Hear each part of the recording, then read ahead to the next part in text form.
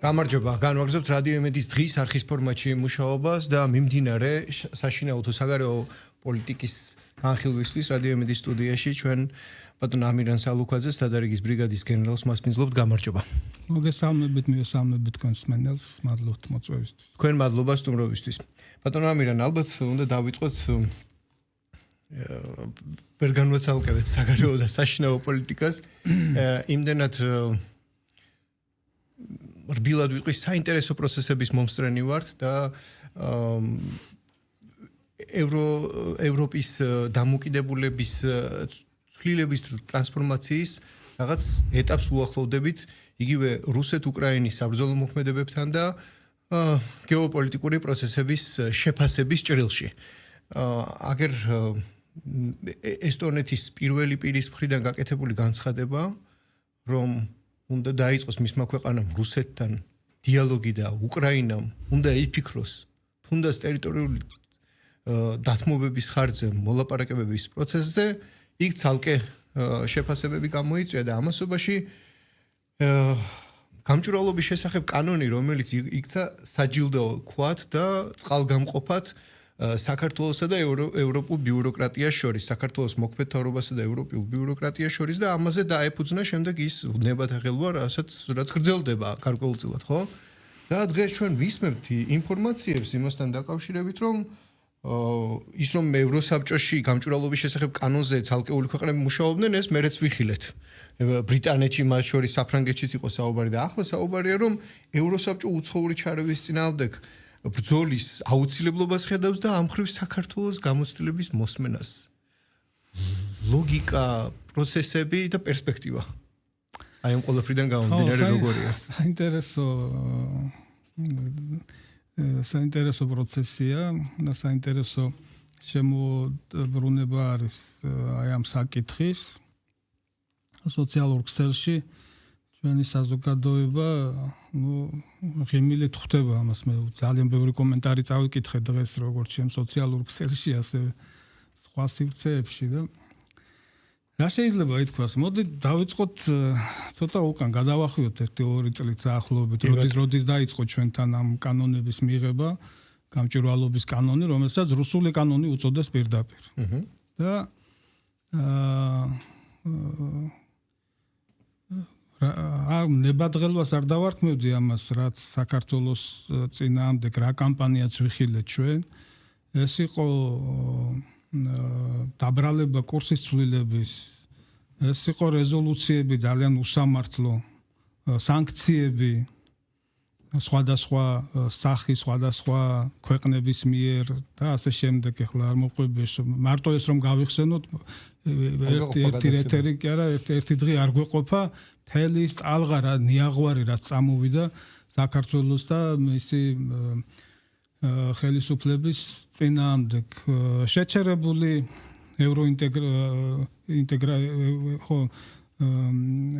ევროინტეგრაციის პროცესი, ანუ ფაქტობრივად ჩვენ ვარი გვითხრეს მოლაპარაკებების გახსნაზე და საპირწონედ გაუხსნეს უკრაინას და მოლდოვას, ხო? ანუ მოხდა სრული რაღაც უსამართლო გადაწყვეტილების მიღება, მათივე რეიტინგებით წლების მანძილზე ვიყავით ასოცირების ტრიოში მოწინავეები და უცებ საქართველოს მყისიერად რაღაცა 1-2 კანონის გამო, ხო? ნუ ჯერ არჩევნებს ახლა აღარ გადავაბა მათ რა სურათის მიღება სურდათ. თავი და თავი ხო ეს იყო რომ სურდათ აქ ხელისუფლების შეცვლა, ჯერ კიდევ 20-ის არჩევნების დროს და როცა ვერ მიიღეს ეს სურათი, მერე წავიდა მთელი პროცესები, ხო?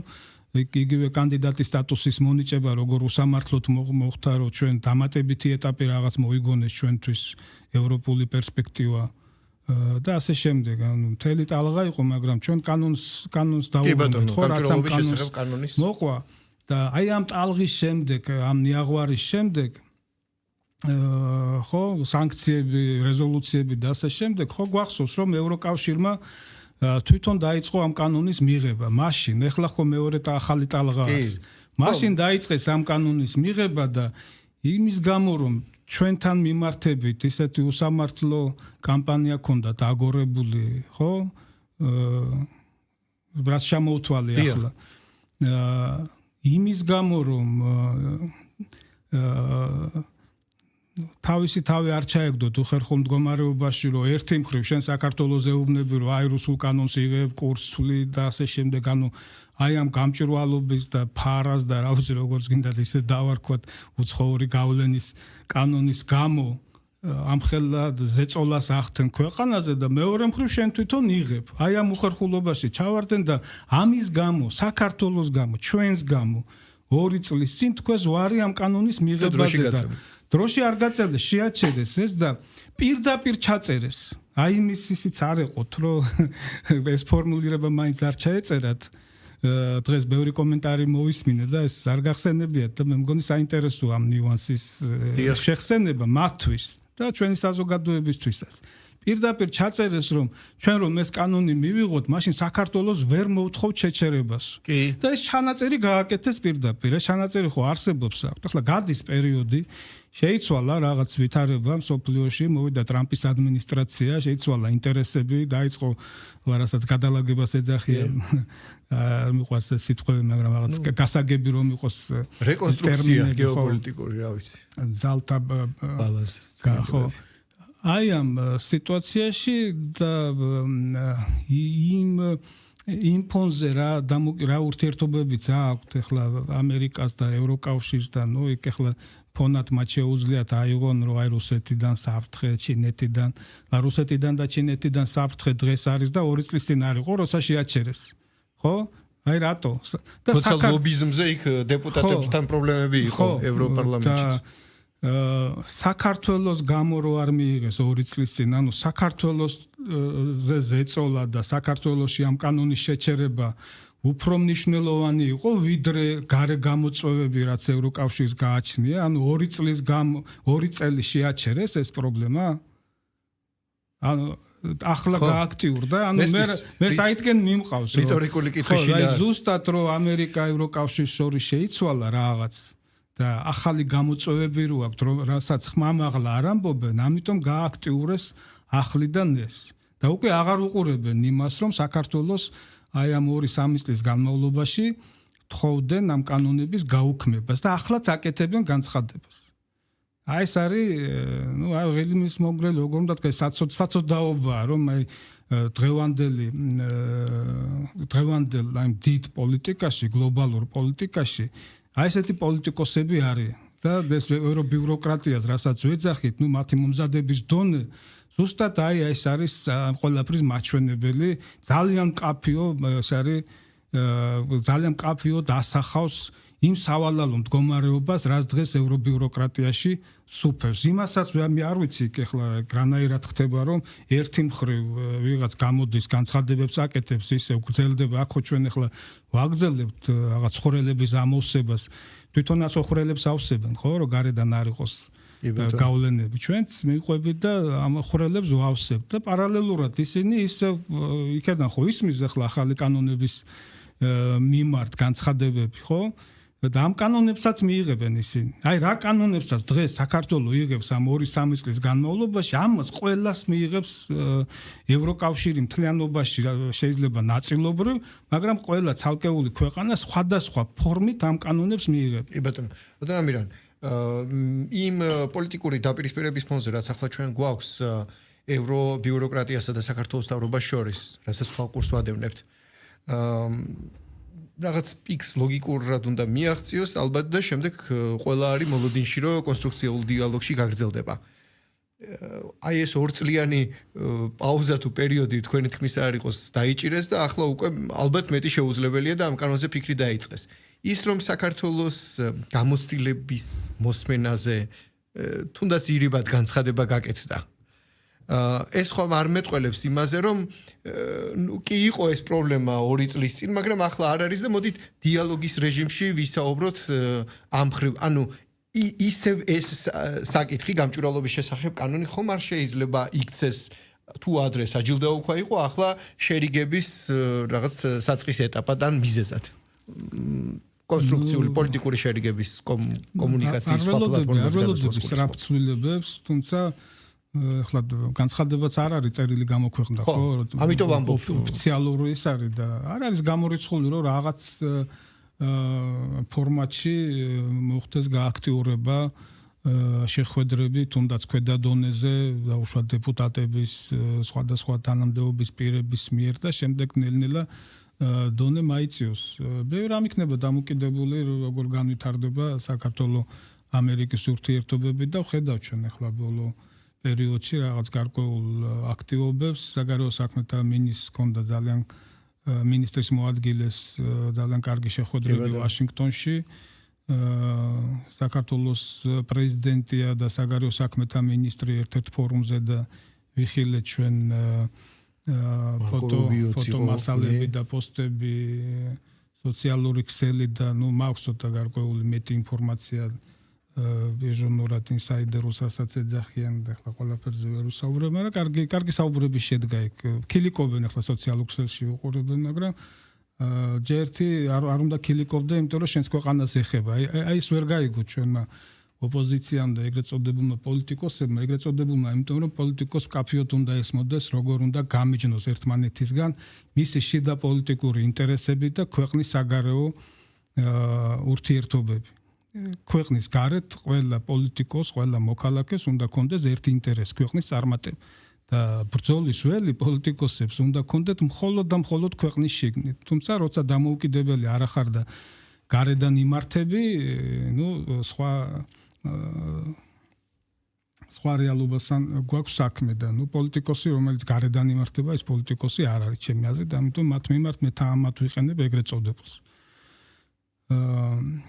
ამიტომ დავაკვირდეთ ჩვენ ახლა წინასწარ ვერაფერს გეტყვით, ახლა არ ვიცი ვენ კანონს საერთოდ რა პერსპექტივა ექნება ევროკავშირში, დიდი ალბათობით მიიღებენ ალბათ, განაახლებენ. არ გამოურიცხავ თქვენს ვერსიას, რასაც ამბობთ, რომ რაღაც გარკვეული აქტივობები დაიწყოს, განცხადებები გაკეთდა. კი, რა თქმა უნდა, შეიძლება გარკვეული ნიშნის მოგება დღევანდელ განცხადებებში იგრძნობოდა, მაგრამ ამ განცხადების ადრესატები მეტწილად ჩვენი საზოგადოება უფრო იყო, ვიდრე ახლა აქედან იმათ რაიმე შეუთვალო აზრი რა არის და პოლიტიკაში დღეს არ არსებობს, ახლა არის ინტერესები, ევროკავშირს თავისი ინტერესები აქვს, ჩვენი ინტერესები გვაქვს, ხო, ჩვენ ვიცით ჩვენი ადგილი სადმყოფებით და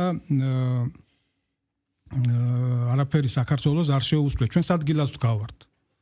ხო, რასაც ეძახიან რაღაც კურს ევროინტეგრაციის, ეს კურსი არის ადგილია ჩვენი, აქ ვიმყოფებით საუკუნეების განმავლობაში და ახლა მაკრონს კი რაღაც სხვანაირად ეჩვენება საქართველოს გეოპოლიტიკური მდგომარეობა, გეოგრაფია არ უწყობს ხელს, ხო გახსოვთ არა? ზუსტად მაშინ იყო, აი ამ ვითომ კანონებს დაუკავშირეს. და დღეს საინტერესო განცხადება ნახეთ, თუ გუშინ იყო მაკრონის, რომ ის არაძლევს თავს იმის უფლებას, რომ ჩაერიოს ირანის მოსახლეობის გადაწყვეტილებაში და ეს ირანის მოქალაქე და გადაწყვეტილება შეიცვლება თუ არა ხელისუფლება ირანში და ეს საფრანგეთის პრეზიდენტის სატელეფონო განცხადების თუ მიკროფონთან სასაუბრო თემა არ არის. ხო, ცდილობს ამერიკის პოლიტიკის საპირისპირო, თანხმედრაში ვერ მოდის ამერიკის პოლიტიკასთან ზოგადად და რაღაც თავისი კინკლაუბები აქვს. ჩვენ მეტი ვნახეთ ახლა ემის არ იყავდა გაგზავნილი ეს გაახმოვანა რუსეთის მედიამ და ფაქტობრივად დადასტურებულია ხო მაკრონ პუტინის სატელეფონო საუბრის მოსამზადებლად ჩასული გაგზავნილი ყავდა წარმომადგენელი კრემლში და ამზადებენ და მისი განცხადებაც იყო მანამდე რომ ის მზად არის პუტინთან სასაუბროდ, მათ მოუწევთ რუსეთთან დიალოგი და ეს მარტო მაკრონი არ იყო, მერც მას განაცხადა იგივე. მერცი ერთ-ერთი პირველი იყო. ბალტიისპირეთის ქვეყნები რიგში აგერ ჩამომდგარი განცხადებებს აკეთებენ, იგივე გააკეთა ფინეთმა განცხადება და ასე შემდეგ. იცვლება ბევრი რამ და მათ შორის საქართველოსთან მიმართებით მე რატო საუბრობ ჩვენს ადგილზე.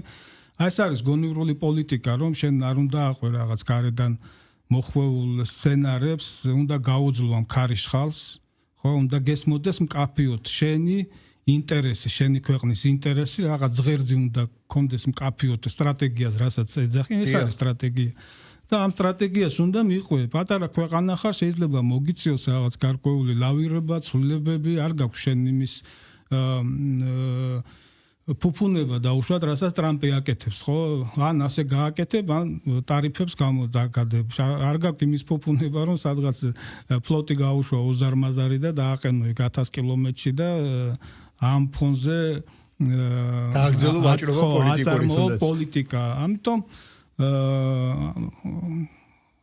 თავარი აქ არის კიდევ ერთხელ ინტერესი და სიმართლე შენი, რომ შენ მართალი ხარ და აი საკითხი ახლა ისევ დაუბრუნდები თქვენს პირველ საკითხს, რომ მართალი რო ვიყავით ჩვენ ამ საკითხში, გამოჩნდა. და ბევრი მაგალითი ახლა ყველაფერი მარტაკოსის განცხადება რომ გავიხსენოთ რა არის გარე გავლენები ჩვენ რატომ მიიღო საქართველოს ეს კანონი და რატომ იღებ გარე დაფინანსება პირველი ფულის გარეშე ხომ არაფერი კეთდება ხო და როცა ღიად გეუბნება რომ შენ რა კანონიც არ უნდა მიიღო მანდ მე დავიწყებ ხრელების ძიებას ახლა თავის თავზე წარმოიდგინონ იგივე ну დაუშვათ დავანებოთ ახლა თავი ამერიკას და ვინმეს ვისგან იცავენ თავს არ ვიცი კიდევ მაინც ხას გაუსვამ თუ რუსეთიდან იცავდნენ თავს ახლა თუ იცავენ რუსეთიდან ჩინეთიდან თავს მაშინ ჩინეთისგან 2 წლის წინ რატომ გააჩერეს ეს კანონი რა 2 წელი ეს საფრთხე არ არსებობდა რუსეთის და ჩინეთის და ჩვენს გამო 2 წელი ამხელა საფრთხე აქვს ამხელა გამოწვევა აქვს გარე ჩარევის ამ ორი მონსტრის სახელმწიფოსგან და საქართველოს გამო ესე იგი ამხელა საფრთხის ქვეშ დააყენეს 500 მილიონიანი გაერთიანება ანუ ხო ზღაპარი ანუ სხვა რაღაცა სხვა ქვეყანა მიზეზიდან ნუ დავანებოთ თავი და დაუშვათ რუსეთზეა საუბარი ან ჩინეთს და ევროკავშირი იღებს განცხადებას ასეთ კანონს და პუტინი ეტყვის რაც კანონიც არ უნდა მიიღოთ მე ხრელებს მაინც მოუნახავ ხო დაიწყებ ამ ხრელების ამოვსებას და არ აქვს მნიშვნელობა ვიზია საუბარი პარტნიორია შენი კონკურენტია, მოწინააღმდეგეა თუ ვინ არის. არ აქვს მნიშვნელობა. გარე არის გარე. აქ ტერმინზეც იყო თუ გახსოვთ. კი ბატონო, საუბრები რომ უცხო ქვეყანა როგორ შეიძლება იყოსო მეგობარი ქვეყანაო. აი ამის ახსნაც კი გვიწევს. უცხო არის ყველა ქვეყანა, გარდა საქართველოს. და ისევ და ისევ არის ინტერესები. ხო? და ხო ხედავთ რომ ეს ინტერესები იცვლება. ჩვენ ხომ ნახეთ აი ახლა ხანს ამერიკის ახალი დოქტრინალურ დოკუმენტი, საფრთხეების კონცეფცია, სამხედრო პოლიტიკის ახალი სტრატეგიები, ხო? როგორი ცვლილებებია იქ. რუსეთი გაიყვანეს თავარი საფრთხისგან. კონკურენტია მოწინა ხო, მაგრამ თავარი წამოიწია ჩინეთი. და ასე შემდეგ. და როგორ ესაუბრება დღეს ამერიკის ადმინისტრაცია ევროპას. აი ეს არის, აი მოკლე ვადებში როგორი ცვლილებები ვნახეთ. და ამ დროს შენ მიდიხარ და შენ გზას აგრძელებ. არც კურსი შეცვლილა, არაფერი შეცვლილა. აქ ვდგავართ და ველოდები ძათ არის ჩვენი ქვეყანა როგორც ამერიკასთან ურთიერთობებისთვის, ისე ევროკავშირთან და არაფერს გულში არ ჩავიდეთ რაღაც განაცხენებას. პოლიტიკა არის, თუ შეიძლება განწყობები ევროკავშირში დიდი სიამოვნებით განახდება ის ყველაფერი, რაც იყო ჩვენ იქ ვართ კანდიდატი ქვეყანა ვართ, ველოდებით მოლაპარაკების გახსნას ევროპაზე თუ მიაღწია თვითონ ევროკავშირმა იმ დროისთვის, როცა ისინი გაერთიანებას დააპირებენ ჩვენ მზად ვიქნები და ჩვენ არ გვაქვს იმის სურვილი რომ კავშირი დაიშალოს პირიქით გვაქვს იმის სურვილი რომ კავშირი დარჩეს იმ ფორმით იმ შინაარსით რაც იყო ადრე და რომელი ევროკავშირისკენაც ჩვენ მივილტვოდით ბატონო ამირან მე მგონი 5-6 წუთი გვრჩება საეთრო დროის დასრულებამდე კიდევ სხვა თემაზეც მინდოდა საუბარი მაგრამ აი შემდეგი კითხვით მინდა რომ ასე ვთქვათ თემა ასე თუ ისე ამ დროში ამოვწუროთ და ამ საკითხზე გავამახვილოთ ყურადღება. ვეცდები ცოტა ჰიბრიდული კითხვა დავსვა, სივრცეები რო დავფაროთ მეტად. ჩვენ დღეს ვაკვირდებით პროცესს, როდესაც გუშინ მანამდე რუსეთისა და უკრაინის წარმომადგენლები არაბულ სივრცეში მოლაპარაკებების პროცესს აგრძელებდნენ ყოველგვარი ევროპის გარეშე ამ შემთხვევაში და ისევ ამერიკელების ზედამხედველობით თუ სწორია ეს სიტყვა. ამასობაში დღეს ვართ იმის მოლოდინში თუ რა შედეგს მიაღწევენ იმ აუდიენციაზე, რომელიც ირანისა და ამერიკის შეერთებული შტატების მოლაპარაკებების ფორმატში მიმდინარეობს და ჩვენი რეგიონისთვის აი ამ სივრცეებში მიმდინარე პროცესები გასაგებია რომ მნიშვნელოვანია. ამ ყველაფრის ფონზე ჩვენ ვაკვირდებით საინტერესოდ განვითარებულ მოვლენებს, რომელიც ჩვენი სამხრეთ კავკასიის სივრცეში არსებული სახელმწიფოების, ჩვენი უახლოესი ორი მეზობელი ქვეყნების პირველი პირების უპრეცედენტო კომუნიკაციას, პოლიტიკურ დიალოგს უკავშირდება, რაც მშვიდობის დამყარების მიზნით ჩვენ რეგიონში ფრიად გვახარებს და აი ამ კონტექსტში, აი ამ თანდები გეოპოლიტიკური, საგარეო პოლიტიკური პროცესების ფონზე, როგორ ხედავთ ჩვენთან ჩვენ რეგიონში, სამხრეთ კავკასიაში პროცესების განვითარების პერსპექტივას და ის რაზეც საუბრობენ, მე არ მგონია ასე მარტივად იყოს, მაგრამ ბევრი სამწუხაროდ ისე აყენებს საკითხს, რომ აი სომხეთი და აზერბაიჯანი თუ შერიგდნენ ეს საქართველოსთვის ცუდია, რადგან ის როგორც კორიდორი დაკარგავს ფუნქციას. და თითქოს ეს ჩვენთვის არ არის კარგი, რომ მშვიდობა დამყარდეს სამეზობლოში. აი ამ კონტექსტში თუ შეგიძლიათ რომ შეფასებითი ანალიზი შემოგთავაზოთ. ბოლოდან დავიწყებ. პრინციპში ბოლოდან თავიდან ისეთი თემა არის, საიდანაც არ უნდა დაიწყო, მაინც იქეთკენ უნდა გავიდეთ, რომ ჩვენ უნდა ვიყოთ რეგიონში მშვიდობის მომხრე. ხო? და ეს კონფლიქტი დაიწყო სადღაც 88 წელს, ანუ რამდენი წელი გამოდის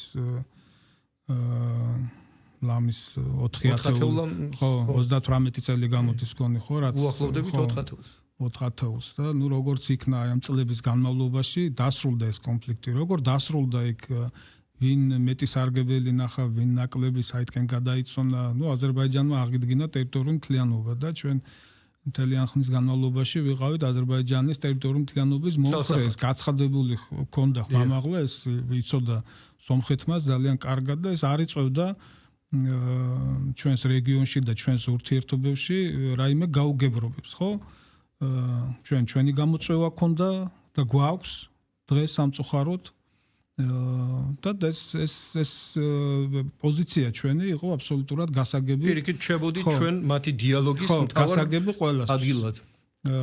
მაკეთკენ მიმყავდა ახლა ზუსტად რომ ბოლო წლების განმავლობაში ვიხილეთ მთელი რიგი პროცესები საქართველოს ჩართულობით, როცა მოედანიც კი გახდა თბილისი ამ ჩვენ ორ მეზობელს შორის მოლაპარაკებების იქ ნახეთ ტყვეების გაცვლა, რუკების გაცვლა და ასე შემდეგ, ხო? და აქ რამდენი შეხვედრა შედგა საქართველოში მინისტრების, პრემიერების და სხვა და სხვა. ანუ ეს იყო ჩვენი პოზიცია. ეხლა როცა ამ პოლიტიკას ახორციელებდა საქართველოს, არ წავალ სიღრმეში იქ შევარნაძის დროს, სააკაშვილის დროს რა იყო. აი ბოლო წლების პოლიტიკას როცა ახორციელებდა საქართველოს და ამ პერიოდთან შედარებით გაცილებით აქტიური იყო საქართველოს საშუალო და სამშვიდობო პოლიტიკის მხრივ, ხო, ამ ორ ჩვენ მეზობელს შორის. ვინმეს უთქვამს, რომ რატომ აკეთებთ ამას? აი ეს ხალხი ახლა რომ ლაპარაკობენ, აი ნუ ბოდიში მსმენელთან, მაგრამ სისულელეებს, აი პოლიტიკური სისულელეებია. ვინმე გამოვიდა და თქვა, რომ რატომ გამოდიხართ მშვიდობის მომხრე, რატომ აკეთებთ ამას, ეს ხომ საზიანო, ხო არ ამბობდნენ ამას და ვერ იტყოდნენ, იმიტომ რომ მშვიდობის მომხრე უნდა ყოფილიყავი, თვითონაც როცა იყვნენ ხელისუფლებაში, იგივე პოზიციაზე იდგნენ, რომ მშვიდობა უნდა იყოს რეგიონში, ხო იყო ეს უამრავი განცხადების ამოღება შეიძლება. და თუ მშვიდობის მომხრე ხარ ამ ორ მეზობელს შორის თუ დამყარდა მშვიდობა, ესე იგი პრობლემები მოიხსნა, ხო? კონფლიქტი მოიხსნა, დასრულდა. თუ კონფლიქტი დასრულდა, თუ მშვიდობა დამყარდა, გზები ხო ავტომატურად უნდა გაიხსნას. ნუ ეს ხო ჩვეულებრივი პროცესია. თუ ომი აღარ აქვს, ჩვენ რუსეთთან რა გვიშლის ხელს, რომ გავხსნათ სოხუმის გზა, სარკინიგზო და საავტომობილო და საზღვაოც. კონფლიქტი ოკუპირებული აქვს ჩვენი ტერიტორიები. ეს პრობლემა თუ მოიხსნა ჩვენ შორის და ტერიტორიული მთლიანობა თუ აღსდგა. ნუ თავისთავად ხო აფხაზეთთან და ცხინვალის რეგიონთან მიმოსვლა უნდა აღდგეს და თავისთავად იმ ტერიტორიების გავლითაც რუსეთთან ურთიერთობები მიმოსვლა აღდგება. ეს ხო ჩვეულებრივია. აი ელემენტარული ლოგიკა არის. ის ხალხი, რომლებიც დღეს ამას ამბობენ, რომ საქართველოს რაღაც დაკარგა მშვიდობით ორ ჩვენ მეზობელს შორის, მაშინ უნდა ყოფილიყვნენ სამშვიდობო პოლიტიკის წინააღმდეგი და იმ დროს როცა აქ ჩამოყვანილი ყავდა დაუშვათ 2 მინისტრი ან 2 პრემიერი და აქ შეხვედრებს ვაწყობდით, რა ვიცი, უნდა ეთქვათ, რომ აქცია გაიმართეთ ბოლო-ბოლო. აქცია თუ არა ტელევიზიით გამოსულიყვნენ და ან სოციალურ ქსელში დაეწერათ, რომ ეს არის მავნებლობა. აი ასეთ აბსურდამდე მიდიან, რატომ იცით, რომ აი ვერ მიეჩვენ ეს ვერ ისწავლეს ახლა მე როგორც ერთ ადამიანს უამრავჯერ მაგას დაწერილი წლების განმავლობაში. რომ მიეჩვიეთ ყველაფერზე წინააღმდეგობას კი არა, ყველაფერზე წინააღმდეგი კი არ უნდა გამოხვიდე. შენ საზოგადოებას პოლიტიკოსი რომ ხარ, უნდა დაანახო შენი თავი შენს კონკურენტზე უკეთესად. აი ეკონომიკაშიც იგივე ცდილობენ, ხო წლებია, ლარის ჩამოსვლაზე მუშაობენ, საბოტაჟს აწყობენ, უაზრო პროგნოზებს აკეთებენ, ლარი ჩამოიშლება, ეკონომიკა დაინგრევა და პირიქით ეკონომიკა იზრდება, ლარი მყარდება. ხო და სტაბილურია წლების განმავლობაში 2.7-თან არის დაახლოებით და ბოლო თვეებია ჩამოვიდა 2.68 2.69 არის. სად არის ეს ხალხი ვინც პროგნოზებს აკეთებდნენ. ხვდებით, აი ამაშია საქმე და შენ მოსახლეობას უნდა უთხრა რომ აი ამ დონეზე ვარ ჩვენ და მე თუ ვიქნები მე ამას ასე უკეთ გავაკეთებ. იგივეა პოლიტიკაშიც. აი ოღონდ ხელისუფლების პოლიტიკის წინააღმდეგ წავიდნენ და მოსახლეობას რაღაცას აჩვენებენ რომ ჩვენ რაღაც დავკარგეთ. და ეს იყო ლოგიკური აბსოლუტურად პროცესი, რაც ახლა უბრალოდ არის ლოგიკური პროცესი, რაც ახლა ხდება. იქ დერეფნების აღდგენა განვითარ თუ არის ის გზა და სხვა არის საბჭოთა პერიოდიდან და შეიძლება უფრო ადრე რაც აკავშირებს ნახჩევანს და აზერბაიჯანის ძირითად ტერიტორიას და შემდეგ ზანგეზურის ეგრეთ წოდებული. იმას ხო ადრე თუ გვიან ხო მაინც გახსნიდნენ. მაგრამ მოხდა ეს ახლა ამერიკის აქტიური ჩართულობით, ნახეთ იქ ოპერატორი ამერიკა იქნება და სხვა და სხვა. და ახლა რაც შეეხება ძალიან მოკლედ წამებში გეტყვით. რაც შეეხება დერეფანს. ჩვენი ამოცანა უნდა იყოს რეგიონის. ჩვენ ხო ერთი ქვეყანა არ ვართ გამტარი, აზერბაიჯანი გვესაზღვრება და თუ საუბრობთ დასავლეთ აღმოსავლეთ სამხრეთ ჩრდილოეთს და შეიძლება ჩრდილოეთიდან დასავლეთით წავიდეს ან პირიქით ანალოგიურად სამხრეთიდან, ანუ ჩვენ უნდა შევეცადოთ ამ სამმა რესპუბლიკამ რომ ეს რეგიონი იყოს საინტერესო მსოფლიოსთვის როგორც სატრანზიტო არა ერთეული არა ტრანსკავკასიური და ტვირთები რაც შეიძლება მეტი უნდა წამოვიდეს აქეთ ამაზე უნდა ვიყოთ ორიენტირებული და თუ მშვიდობა იქნება რეგიონში და თუ სტაბილურობა იქნება და თუ იქნება აქ ბევრ რამეზეა დამოკიდებული სატარიფო პოლიტიკა და სხვა რკინიგზა საავტომობილო საჰაერო ხდებით საათაშორის საჰაერო ძალიან გაზრდილია გადაფრენების რაოდენობა საქართველოს გავლით და ბიუჯეტში თანხები შედის და ასე შემდეგ და თუ ეს ასე იქნება ტვირთები იყოფა ყველას აზერბაიჯანსაც, სომხეთსაც და საქართველოსაც და მარტო ეს არ არის თავარი ანუ შემოსავალი ბიუჯეტში ტრანზიტით რამდენი დაგრჩება ამას ეკონომიკა ეხება ამ ყველაფერს და თამდები პროცესები აქვს სხვა პროცესებია და ახლა ეჭვმეპარება რომ ეს არ იცოდნენ იციან მაგრამ აი ეს აქვს არასწორი მიდგომა რომ აი ხელისუფლება თუ თქვა რომ თეთრზე თუ თქვა რომ თეთრია შენ უნდა თქვა რომ შავია აი ესაა მაგათი სტრატეგია და მიდგომები მთელი ამ წლების განმავლობაში და აგებენ ამაში, იმიტომ რომ ხალხი მერე საბოლოო ჯამში, აი ახლა როგორც ეს დაინახა ხალხმა, რომ ეს გამჭვირვალობის კანონი თურმე მართალი ყოფილა, აი ესე ხედავენ შემდგომში ყველაფერს, იმიტომ რომ დროში სიცრუე ყოველთვის აგებს. მადლობა ბატონო ამირან სტუმრობისთვის, სამწუხაროდ ასე შემოგვეძარცვა საეთერო დრო და მეტ კითხვას ვერ მოვასწრებ, მეტი თემის გაშლას ვერ მოვახერხებთ, თუმცა მათ ვინც გვიან შემოგვერდით, გეტყვით რომ ბატონ ამირან სალუქვაძესთან ჩვენი დიალოგი რადიო მედიის Facebook გვერდზე აიტვირთება. მადლობა.